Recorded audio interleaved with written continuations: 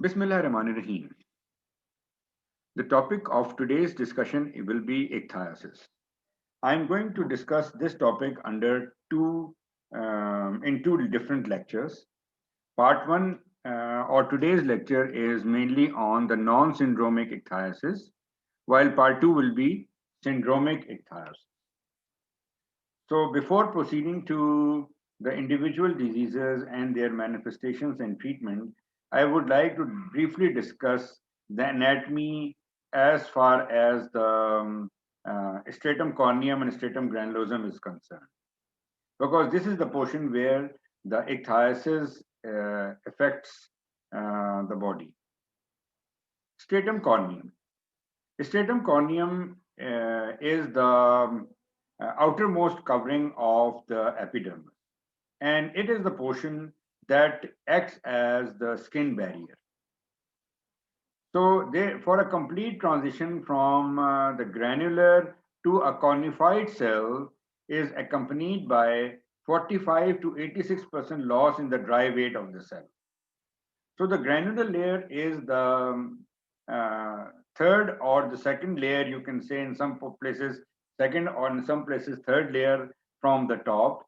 And from a granular layer to a cornified layer, there is loss of 45 to 86% of dry weight of a cell. The layers of the resultant cornified cell provide the mechanical protection to the skin and a barrier to water loss and permeation of soluble substances from the environment. So this barrier is a barrier for the loss of water from the skin, as well as it's a barrier for absorption of different chemicals from outside. So the stratum corneum barrier is formed by three compartment system: a protein enriched corneocytes, which is the lowest portion, then a cornified envelope, the middle portion, and extracellular lipid matrix, the extreme outer portion. So these three layers comprises the skin barrier. The lipid matrix, which is the most external barrier, comprises of cholesterol, ceramides, and free fatty acids. These all are secreted by the keratinocytes at the rate of 100 milligram per day throughout the body. Cholesterol sulfate present in granular and cornified layer is responsible for the cell-to-cell addition of the corneocytes. Next is the cornified cell envelope, which includes volucrin, keratolinin, loricrin, elafin, and envoplakin. Transglutaminase 1 cross-link the envelope protein. So to link and keep the envelope proteins which I've mentioned in before, transglutaminase 1 is important. So the last layer is composed of the main corneocytes, which are comprising of keratin filaments, intracellular keratin filaments, which are joined together by another protein which is called as the filaggrin. So outer layer is a lipid layer, middle layer is the cornified envelope in which different kind of envelope proteins are connected by transglutaminase 1, and the last layer are the corneocytes in where different keratin filaments are joined together by filaggrin. Stratum granulosum. The most apparent structure are the keratohyaline granules, which contain profilaggrin, keratin intermediate filaments, and loricrin, a protein of cornified cell envelope. Conversion of profilaggrin precursor to filaggrin subunits occur stepwise during the transition of a granular layer to a cornified layer cell. The filaggrin, which means filament aggregating protein, serve as a matrix protein in stratum corneum that embeds and promote the aggregation and disulfide bonding of the keratin filaments. which are present within the corneocytes. Structural abnormalities in keratohyaline granules or the absence of granules altogether are histopathological features of several keratinizing disorders. Because if the keratohyaline granules are not there, then, then the proflagrine will not be secreted, loricrin will not be secreted, hence resulting in a weak barrier function. The lamellar granules or the Ordland granules aggregate in clusters at the interface between the granular and cornified cell layer and release their contents into the intercellular spaces. The contents are hydrolytic enzymes, lipases, and glycosidases. These cause remodeling of probarrier lipids, that is, glycolipids, free sterols, and phospholipids, to a barrier lipid, that is sphingolipid. So these lipases, which are secreted from Ordland granules, they help modify the lipid layer of the skin barrier. Definition of ichthysis. Ichthysis described as a dry, rough skin with scaling over much of the body. Ichthyses are heterogeneous group of skin diseases that are characterized by diffuse, uniform, generally persistent pattern of scaling without mucosal involvement or extracutaneous disease.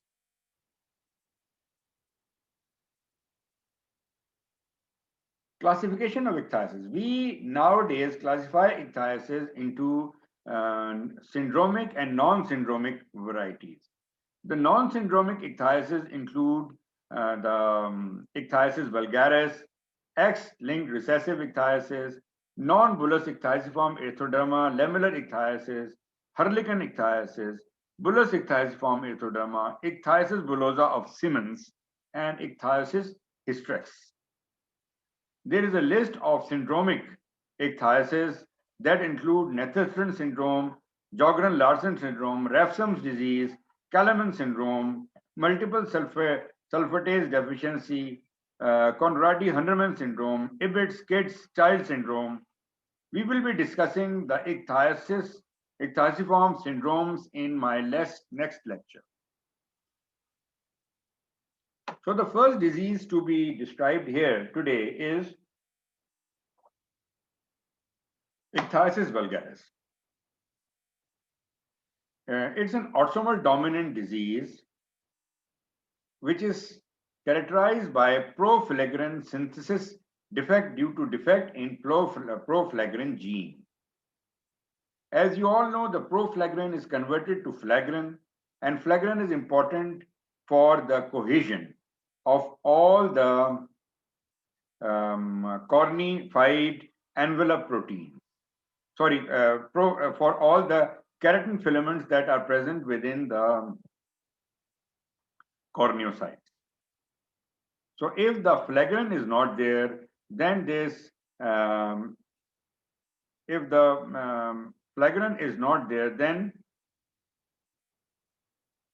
this keratin filaments will not be bound together, and the and the skin barrier will be defective.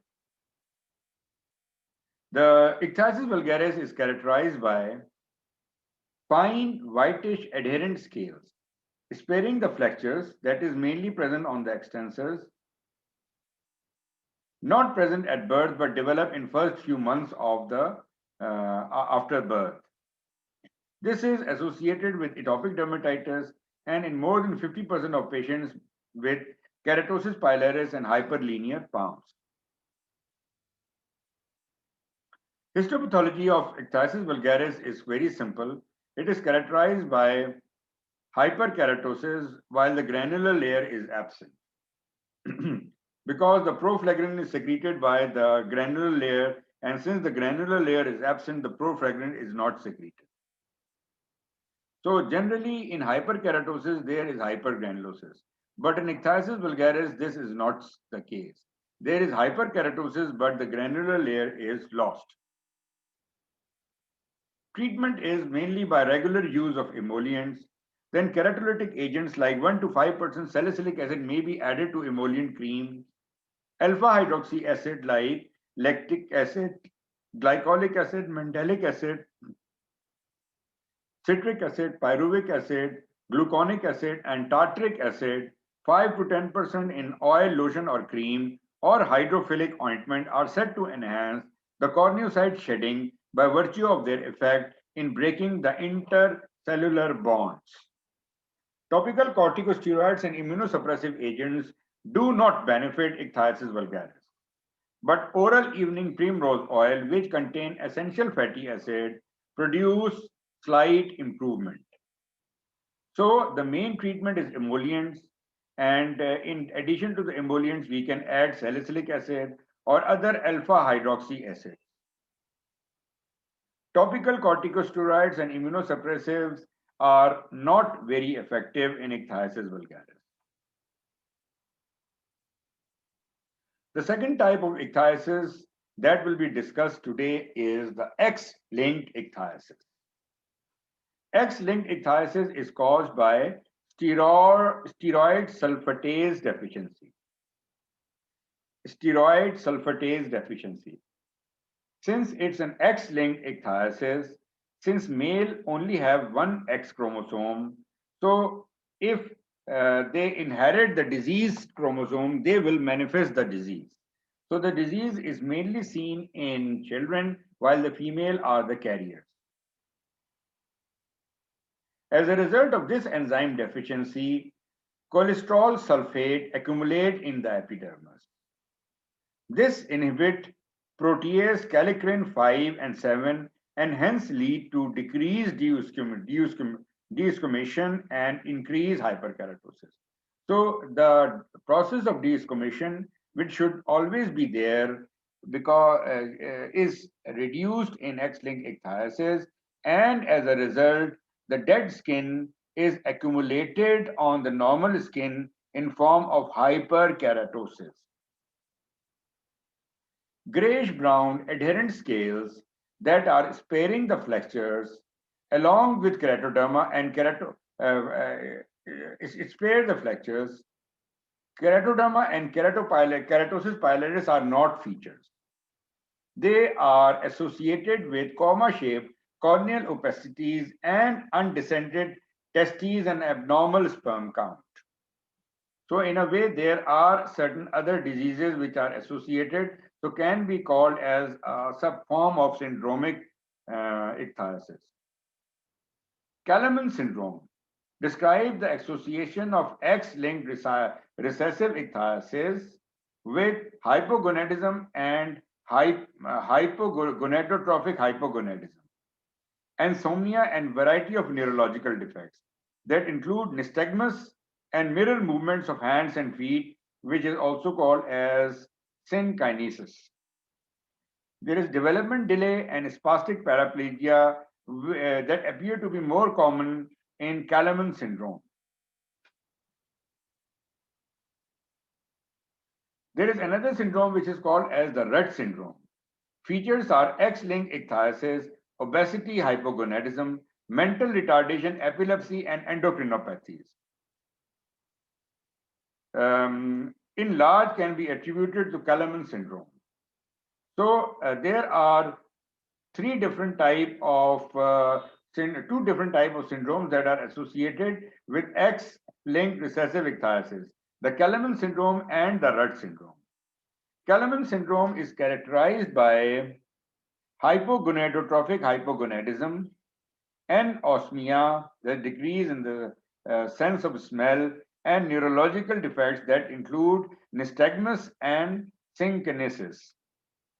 Later on, developmental delay and spastic paraplegia also sets in.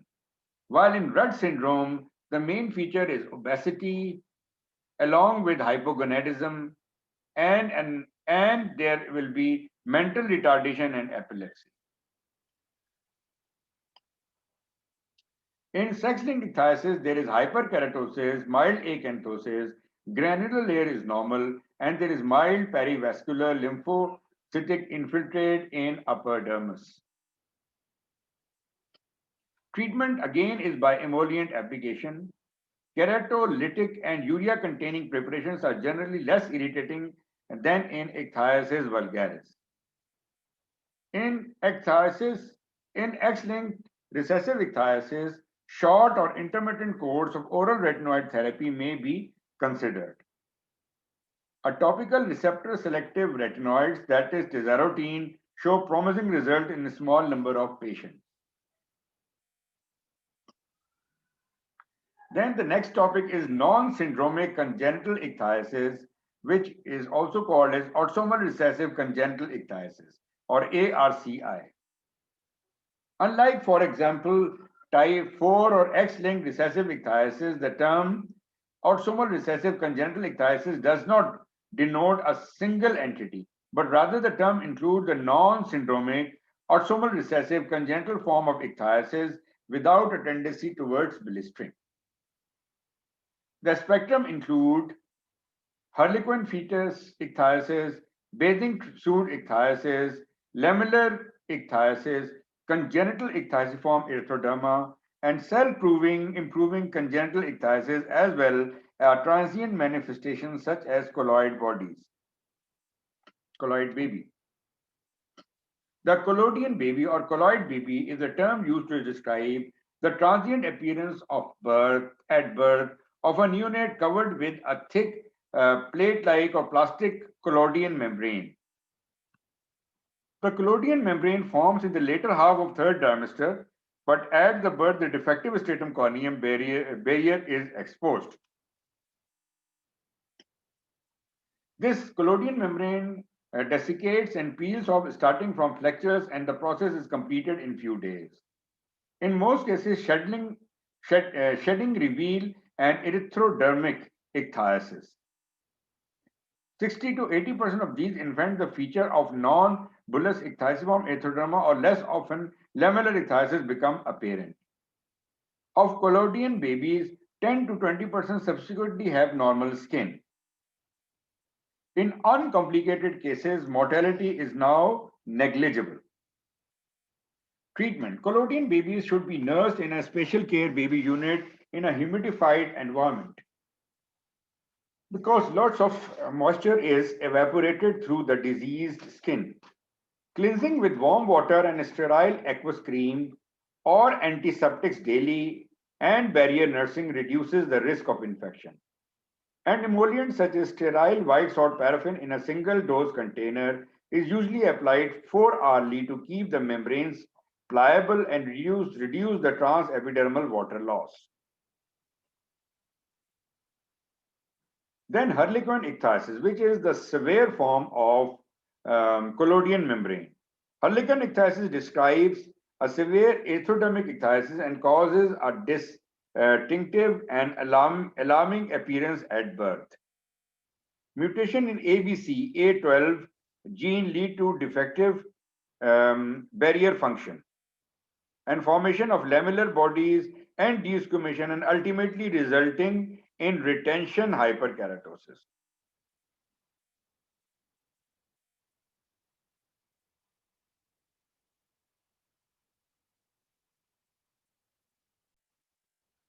The Harlequin ichthyosis describe a severe erythrodermic ichthyosis that cause a distinctive and alarming appearance at birth, with ectropion and everted lips and many other things. Mutation in ABCA12 gene lead to defective barrier function, formation of lamellar bodies, and desquamation, and ultimately resulting in retention hyperkeratosis. The affected infants are usually premature, sometimes stillborn, and encased in a rigid, taut, yellow-brown adherent skin, a hyperkeratotic coat of armor. The head appears microcephalic, with facial features are distorted because of severe ectropion and eclabium. Absence of effective sucking causing feeding difficulties leading to hypoglycemia, dehydration, and renal failure. Temperature instability An infection commonly supervenes and may lead to rapid demise. The chances of remaining alive in such babies is very low. Around 10% of children develop auto-amputation of digits. A major problem in early infancy is proneness to infection of the skin as well as other organs such as lungs. It has a lethal outcome in around 44% of the cases. In those children who survive, large nebular scales accompanied by marked ichthyosiform erythroderma develops. In later life, persistent ectropion, low weight, vitamin D deficiency cause rickets and osteomalacia, so full of complications. The treatment. Facilities for a neonatal intensive care unit are required to cope up with predictable problems of hypothermia, feeding difficulties, respiratory difficulties, dehydration, electrolyte imbalance, and renal complications and sepsis. Regular paraffin-based emollients and oil baths are required from day one onwards. The apparent benefit from early retinoid therapy is difficult to assess, and not all survivors have received it. Bathing suit ichthysis is a distinctive form of ichthysis which comes under autosomal recessive congenital ichthysis, where the children are born as collodion babies and later develop a lamellar type of ichthysis that spare faces and extremities and follow the distribution of a bathing suit. Palm and soles are dry and diffusely mildly hyperkeratotic. The disease tends to become worse in summer months and improve in winters. Hypohidrosis plays a crucial role in local heat accumulation. Hyperkeratosis can develop in ear canal affecting the ability to hear. Bathing suit ichthysis was found to be due to peculiar missense mutation in transglutaminase 1 gene that renders the enzyme transglutaminase 1 as transglutaminase 1 temperature sensitive. All BSI mutations showed an activity above 10% at their temperature optimum at 31 degrees centigrade and dramatic decrease at 37 degrees centigrade. Management corresponds to that of lamellar ichthysis, but special attention should be given to ears and removing the keratotic material from the ear canals. Then a very common presentation of lamellar ichthysis and congenital ichthyosiform erythroderma. This is the congenital non-bullous ichthyosiform erythroderma. Both the two diseases, they are described together because they share many of their clinical features. The term lamellar ichthysis denote a type of autosomal recessive congenital ichthysis that is characterized by large plate-like dark brown hyperkeratosis covering the entire body but with mild palmoplantar involvement. At the other end of the clinical spectrum, patients present with marked erythroderma and mostly fine, often whitish or gray scales and pronounced palmoplantar keratosis. They are referred as congenital ichthyosiform erythroderma. So a patient with thick scale and mild palmoplantar keratoderma is lamellar ichthysis. Patient with relatively fine scales and thick palmoplantar keratoderma is congenital ichthyosiform erythroderma. The prevalence of transglutaminase 1 as the most frequent cause of autosomal recessive congenital ichthysis. In Europe, mutation in LOX12B and LOXE3 genes are responsible for further 5 to 12% of the cases. Other gene mutations are also contributory. Pathophysiology. A definitive genotype-phenotype relationship of lamellar ichthysis and congenital ichthyosiform erythroderma has not yet been achieved. The majority of patients having transglutaminase 1 mutation presents as classical lamellar ichthysis. often having complaints such as ectropion and alopecia ichthyotica. There is a group of patients who initially present as collodion babies which progress to mild congenital ichthyosiform erythroderma and may later present with very mild or absent scaling. This phenotype is called as the self-improving congenital ichthyosis, SICI. Neonates with lipoxygenase mutations are often born with mild type of collodion and later life mostly present with congenital ichthyosiform erythroderma phenotype. Although some patients may also present as brown scales. Those with ALOX 12B and ALOX mutation are more commonly exhibit pronounced palmoplantar keratosis than patients with ALOX E3 mutation. Patients with other mutations may also present as mild collodion membrane and then with congenital ichthyosiform erythroderma. CIE or congenital ichthyosiform erythroderma is more common than lamellar ichthyosis. It is also referred to as erythrodermic lamellar ichthyosis. It's autosomal recessive and there is abnormal intracellular cytoplasmic accumulation of keratinocyte transglutaminase 1. Histopathology is like lamellar ichthyosis, but keratosis is less. The patients are usually born with collodion membrane. There is intense erythema and fine scalings. Scalp hair is spared and eyebrows are absent. Palmoplantar hyperkeratosis occur in about 70% of the cases. Cicatricial alopecia and nail dystrophy may be seen. It may be associated with retinitis pigmentosa and skin tumors. The principles of emollient and keratolytics treatment for patients with congenital ichthyosiform erythroderma are much the same as those outlined for treatment of ichthyosis vulgaris. Then lamellar ichthyosis. It's autosomal recessive and less common than non-bullous ichthyosiform erythroderma. There is a defect in transglutaminase 1 gene resulting in absence or completely absent. Completely absent transglutaminase activity. The child is usually born as a collodion baby. Then plate-like scales all over the body that includes palm and soles and also limited joint movement, flexion, contraction, and digital sclerotacty. Like X-linked ichthyosis, this is seen also involving the flexures. Corneal ulceration and blindness may also be seen. Hair shaft, teeth, and mucous membranes are not affected.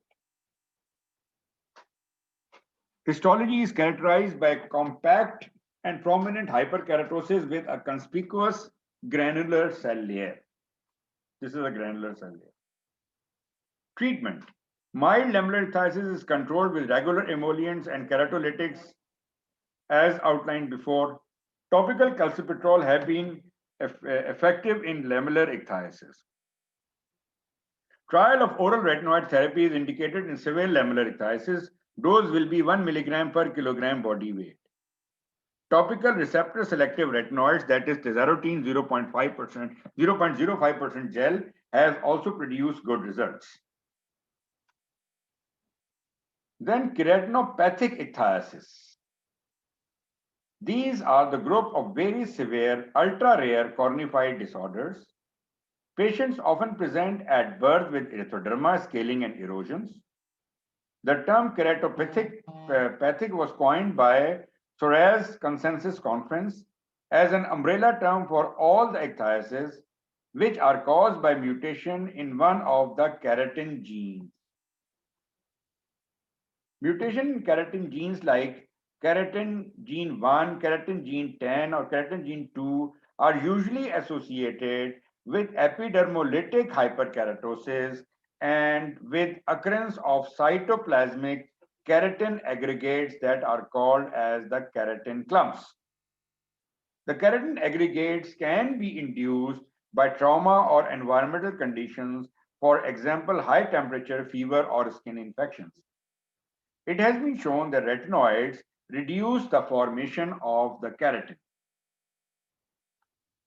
So keratopathic ichthyoses have traditionally been considered as an autosomal dominant disorder.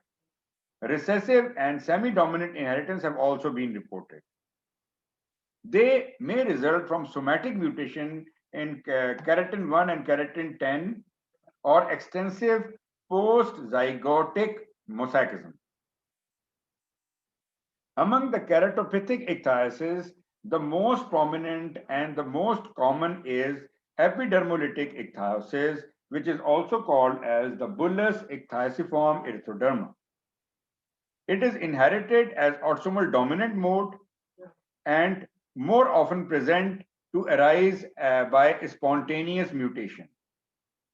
At birth, the infants may show marked hyperkeratosis, erythroderma, or even present as collodion baby. In approximately 60% of the patient, palmoplantar hyperkeratosis develop with epidermolytic ichthysis and may result in recurrent painful fissures, contractures, and sclerodactyly. Nail dystrophy may be a feature. So remember that the lamellar ichthysis and non-bullous ichthyosiform erythroderma are inherited as autosomal recessive, and epidermolytic ichthysis or bullous ichthyosiform erythroderma is inherited as autosomal dominant. The scales are soon lost, leaving generalized moist tender erythroderma, followed by development of widespread blistering, which heal without scarring. As the patient becomes older, erythema and blistering become less apparent, and later the disease is complicated by development of verrucous hyperkeratosis, especially in flexures, and this appearance is described as a rippled appearance. That is, ripples which are created in a pond after throwing of a stone. Adults show generalized scaling, particularly severe on the legs. This is a characteristic rippled appearance over the feet. Blisters may be seen sometimes in adulthood, and since the blistering or the level of split in epidermolytic hyperkeratosis is at the stratum granulosum, the blisters are not tense, rather they are flaccid and superficial blisters. Some cases are complicated by sepsis, fluid loss, and electrolyte imbalance. Severely affected children may be of short stature, although many catch up in adolescence. There is considerable evidence in recent literature confirming that epidermolytic ichthyoses represent a genetic disorder of keratin expression with autosomal dominant inheritance. Direct sequencing of keratin 1 and 10 gene have identified point mutations in number of affected families. This is the histological appearance of epidermolytic ichthysis, where there is massive hyperkeratosis and acanthosis, while the epidermis shows a degeneration of the granular layer. This is the granular layer. There are other conditions in which the split or loss of granular layer occurs, which in addition to the congenital bullous ichthyosiform erythroderma, it can be in linear verrucous epidermal nevus, in epidermolytic keratodermas, and in epidermolytic acanthomas. This slide shows a subcorneal split, but in contrast to the other disorders causing subcorneal blister like pemphigus or subcorneal pustular dermatosis, there is loss of underlying granular layer. There is a subcorneal blister and loss of underlying granular layer. There is intracellular edema, irregular eosinophilic cytoplasmic inclusions in the granular layer, which is actually the dense abnormal aggregates of keratin filaments. Suprabasal keratinocytes show edema and blister formation. There is intercellular edema, but no acantholysis. So what are the features here? The presence of pink material in the floor of the blister, which is actually the keratin clumps. Treatment. Patients are managed conservatively with use of topical emollients. Appropriate antibiotic and antiseptic creams are required. Topical calcipetrol help in some cases but may produce irritation. Oral retinoids may be included in severe case. It reduces scaling and may induce skin fragility and blistering. But they are helpful in severe cases. Dose again is 1 milligram per kilogram. Then a sub-variety of epidermolytic ichthysis is superficial epidermolytic ichthysis, which is also called as ichthysis bullosa of Siemens. It is a mild variety of epidermolytic ichthysis with 3 different K2E mutations. Histopathological features are again of epidermolytic hyperkeratosis confined to granular and upper spinous layer. Features are similar but milder than epidermolytic ichthysis. There is focal desquamation or molting of scales, which Siemens called as the Mossring.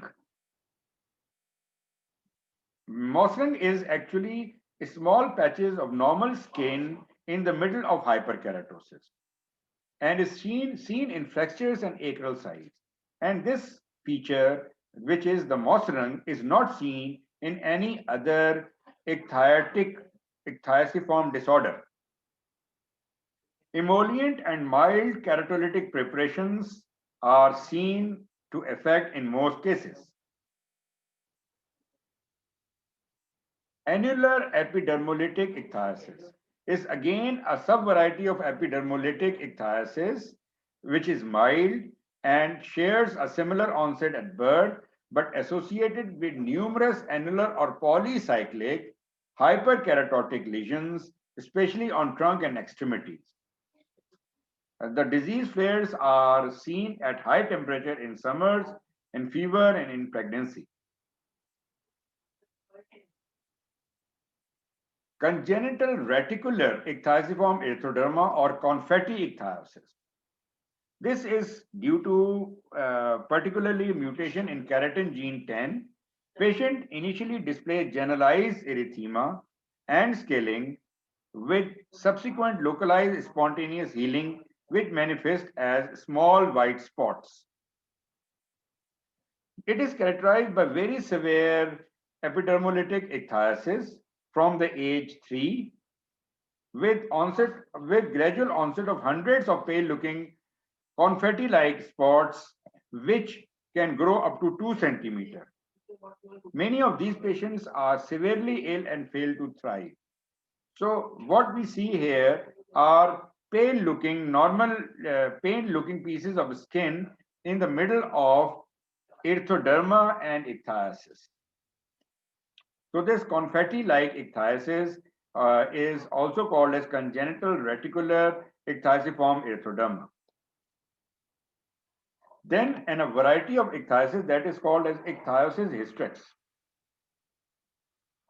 This is again inherited as autosomal dominant type and it is characterized by spiny hyperkeratotic scale or look like a porcupine man involving entire body, involving palm and soles, but blistering is not a feature and erythroderma is mild or completely absent. Face is spared. The mutation is in keratin 1 gene. Light microscopy show orthohyperkeratosis, patchy parakeratosis, acanthosis, and papillomatosis. Granular layer is reduced and contained rounded and some vacuolated cells. So the pointed or pinpoint hyperkeratosis is a feature of this syndrome, this disease. Treatment.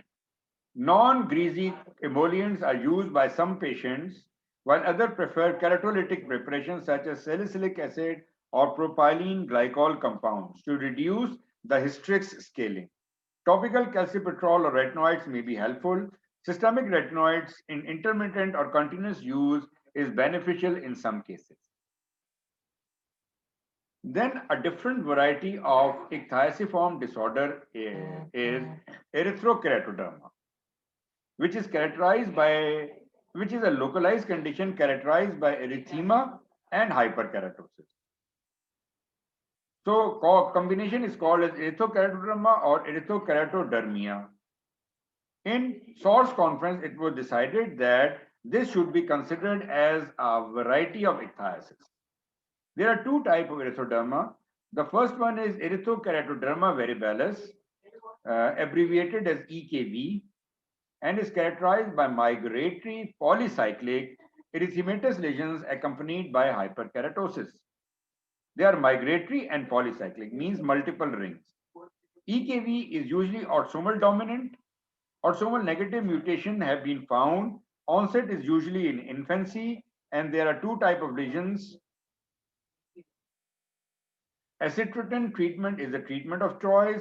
Low dose isotretinoin have been found effective. The lesions are relatively fixed, well demarcated, keratotic, and erythematous plaques, often bizarrely shaped, which show a predilection for extensive surfaces, lateral trunk, and buttocks. These lesions appear as polycyclics, that is, annular lesions within the annular lesions. Then, in addition to relatively fixed lesions, there are transient erythematous polycyclic comma-shaped macular lesions occurring at any site. The second variety of erythrokeratoderma is the progressive symmetrical erythrokeratoderma. There is a striking symmetry from a genetic point of view is also caused by the same connexin gene that underlie erythrokeratoderma varibalis. It is conceivable that a different set of modifier gene genetic background decides whether a patient develops features of EKV or progressive symmetric erythrokeratoderma. Management is similar to erythrokeratoderma varibalis. It is characterized by a normal appearance at birth, but large geographic but symmetrical, fine scaly plaques with an orange-red erythema appear in infancy. There is little pruritus and the lesions are non-migratory in nature. Shoulder, girdle, cheek, buttocks are most often effective. Keratoderma may be present. So these kind of lesions are usually fixed, symmetrical, and progressive. Symmetrical acrokeratoderma. As the name signifies, brown or black hyperkeratotic plaques were symmetrically distributed over acral regions, with marked worsening of the condition in summer and improvement during winter. No palmoplantar involvement. So I would like to end my talk today here and would be discussing the syndromic ichthyosis next time.